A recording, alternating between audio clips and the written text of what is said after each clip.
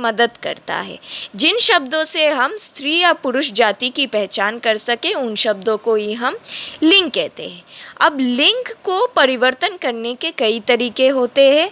उनके पीछे हम प्रत्यय, किसी शब्द के पीछे हम एक शब्द जोड़कर यानी कि प्रत्यय जोड़कर हम उस शब्द का लिंग परिवर्तन कर सकते हैं।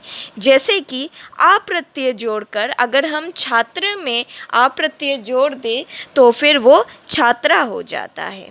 आनी प्रत्यय जोड़ने से, जैसे कि नौकर, नौकर के साथ अगर हम आनी प्रत्यय जोड़ दें तो वो नौकरानी हो जाता है। और आइन, आइन यानी कि चौधरी के साथ अगर हम आइन जोड़ दें तो फिर वो चौधराइन हो जाता है। यानी कि ये सारे शब्द पुल्लिंग से स्त्रीलिंग में जाकर परिवर्तित होने लग जाते हैं। यानी कि हम प्रत्यय लगाकर कई सारे शब्दों को पुल्लिंग से स्त्रीलिंग में परिवर्तित कर सकते हैं। ऐसे ही कुछ शब्द आपके बुक में और दिए हुए हैं, आप प्लीज़ उनको एक बार रीड कर लीजिए। उम्मीद है आप सबको समझ में आ जाएगा ये परिवर्तन। नेक्स्ट हम जाते हैं कुछ नित्य पुल्लिंग शब्दों के ऊपर। अब कुछ ऐसे शब्द होते हैं जो हमेशा नित्य पुल्लिंग ही रहते हैं, जैसे कि ज़्यादातर ये प्राण वाले चीज़ों में इस्तेमाल होता है, जैसे कि खरगोश। अब खरगोश के अंदर प्राण है। अब ऐसी चीज़ों को हम लोग खरगोश से खरगोशी नहीं कहते हैं स्त्रीलिंग में। अब इस चीज़ के लिए हम या तो सामने नर लगा देते हैं या तो मादा लगा देते हैं। तो नित्य पुल्लिंग शब्दों में सबसे पहले आता है खरगोश, जिसको अगर हमें स्त्रीलिंग में बोलना चाहे तो हम उससे मादा खरगोश कहेंगे। ऐसे ही कुछ शब्द नित्य स्त्रीलिंग भी होते हैं, जैसे कि कोयल। अब कोयल नित्य स्त्रीलिंग शब्द है, जिसको अगर हम पुल्लिंग में बोलना चाहे तो नर कोयल बोलेंगे, जिससे कि ये हमें पता चले कि कौन सा स्त्रीलिंग है और कौन सा पुल्लिंग है।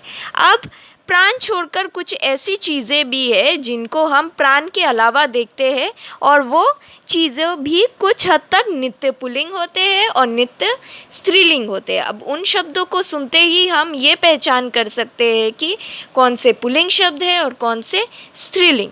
जैसे कि अगर नित्य पुल्लिंग की बात हम पहले करें तो दिन, महीने, पर्वत, वृक्ष, धातु, सागर, शरीर के अंग आदि ऐसे शब्द कभी भी स्त्रीलिंग के नहीं होते, ये हमेशा पुल्लिंग शब्द ही कहलाए जाते हैं। अब हम आते हैं नित्य स्त्रीलिंग के ऊपर।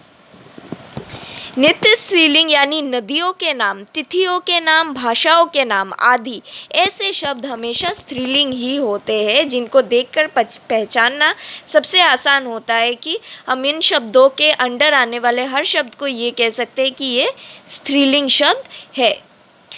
अब आते हैं हम वचन के ऊपर। अब सेंटेंस या किसी शब्द को पढ़कर जिससे हमें उसके एक या अनेक होने का पता चले उसे हम कहेंगे वचन।